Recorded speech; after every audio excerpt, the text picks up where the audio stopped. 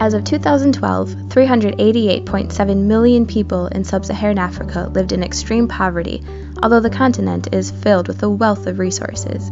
African nations are consumer societies, relying too heavily on import substitution industrialization, or ISI. In today's podcast, we learn how that came to be and what needs to happen to turn things around on the African continent. My name is Gail Cottrell. Welcome to the Unleash Africa podcast. Hello, listeners. This is John Achilles Sr., author of Unleashed, a new paradigm of African trade with the world. I'm also CEO of African Trade Group, which is an international trade company. Today I want to talk about an important subject that may be out of your radar.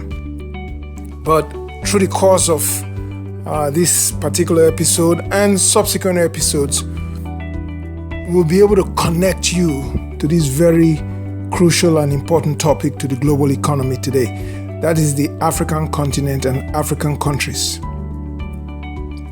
One of the most important things I want to establish right away is that forget everything you have heard about the African continent. Forget about its poverty, forget about the wars and all of that. And let's start with a blank slate.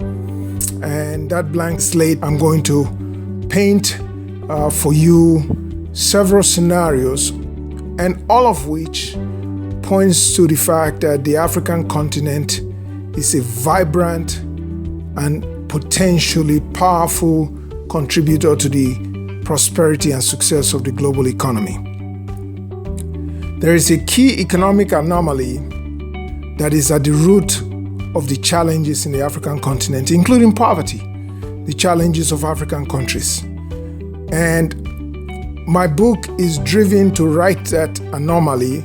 And of course, this program and subsequent episodes is also funneled into that narrative that anomaly can be righted and the African continent can indeed take its place in the global economy and the global political structure as a positive contributor. So your question is, why Africa? Why should I be interested? Why does this matter to you? You might ask, right? Why should you care? The reason it matters to Africans in Africa is obvious, right? This is their life. It's also fairly obvious why it matters to African migrants around the world. It is much less obvious why it matters to Africans in the diaspora and to nations and consumers that have a stake in African countries, including yours truly, the United States, right? Why should it matter to the US worker? Why does it matter to the US consumer? I will lay some groundwork for why Africa matters to not only Africans in the diaspora, but also to the US economy at the course of this discussion. And hopefully, even in this very first episode, you'll be able to get a sense of why it matters to you.